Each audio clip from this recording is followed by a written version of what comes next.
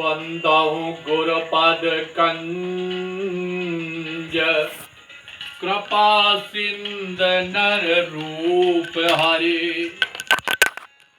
मामोतम पूंज जासो बचन रवि कर निकरो। मैं उन गुरु महाराज की चरण कमल की वंदना करता हूं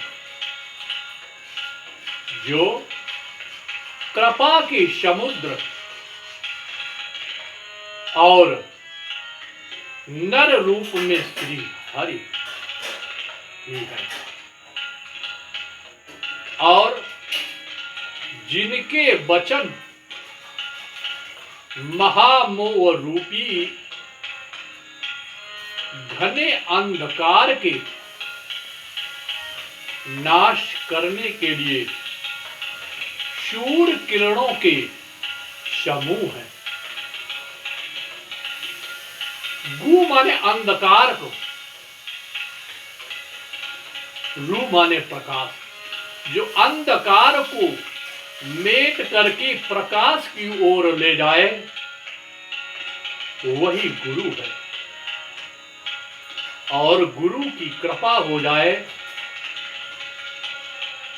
तो भगवान गुरु की कृपा, एक सूर्य जब निकलता है तो रात्रि भाग जाती है, सारे संसार में प्रकाश ही प्रकाश फैल जाता है। इसलिए महाराज गुरु की कृपा सैकड़ों सूर्य की समान विद्यमान है। इसलिए गुरु कहा गया है कि भगवान से बढ़कर गुरु है। गुरु गोविंद दो खड़े काके लागो पायो, बलिहारी गुर आपने गोविंद दियो मिलायो। इसलिए गुरु की कृपा के द्वारा, एक बार की बात है, एक चोर छोटी मोटी चोरी करता रहा। आज उसका अंतःकरण जगा और विचार करता है कि आज से बड़ी चोरी करेंगे। तो एक दिन उसने बाबा का स्वरूप बनाया और बाबा का स्वरूप बना करके एक राजा के यहाँ गया। राजा के यहाँ गया, आवाज लगाई, भिक्षाम देहि, भिक्षाम देहि, माता भिक्षाम देहि।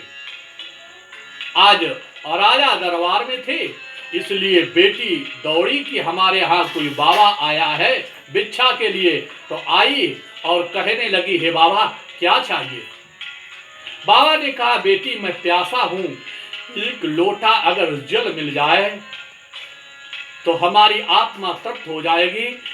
बेटी ने कहा कि बाबा ठहरो, अभी हम जल लाएं।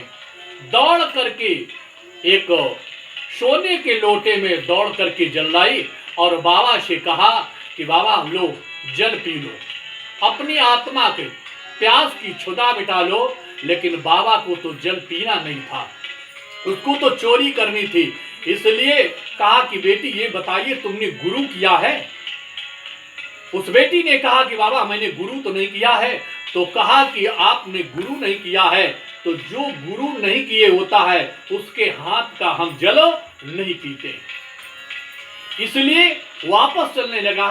बेटी रोने लगी और विचार करती है कि हमारे यहाँ से, हमारे पिता का नाम इतना बड़ा नाम है और राजा हैं, और हमारे यहाँ से एक बाबा विमुख जाएगा तो हमें पाप भी लगेगा और लोग क्या कहेंगे कि इनके यहाँ एक लोटा जल नहीं पिला सकते राजा होकर के।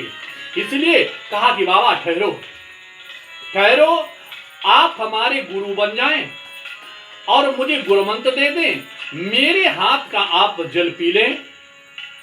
इस प्रकार से उस बेटी ने कहा, बाबा ने कहा कि ठीक है, लेकिन अगर जंगल में गुरु किया जाता है, वन में गुरु किया जाता है तो उत्तम गुरु होता है। उस बेटी ने कहा कि बाबा मैंने गुरु मान लिया है, जैसा होता हो वैसा कर लीजिए। आज श्रृंगार करके और कुछ द्रव्य ले करके और बेटी वो जंगल की ओर बाबा की साथ चल देती है। अब वहां जंगल में जब बाबा पहुंचा तो उसको तो ठग था, चोरी करनी थी, इसलिए वो ले गया और वहां कहा कि ये जेवर आप उतार के मुझे दे दीजिए और हम अभी थोड़ी देर बाद आते हैं और आपको मंत्र देंगे। और एक पेड़ से उस शिष्या को बांध दिया। आज शिष्या बंधी है और वो गुरु चला गया, लौट करके नहीं आया। 3 रोज हो गए।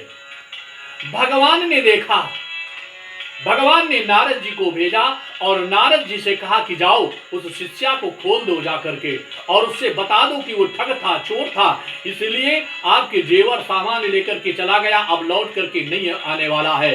नारद जी ने जैसे उस शिष्या को बताया, लेकिन शिष्या ने कहा कि नहीं नारद जी, आप नहीं खोल सकते हो, मुझे विश्वास है कि हमारा गुरु आएंगे, हमें गुरु मंत्र देंगे, हमारे हाथ का जल पिएंगे।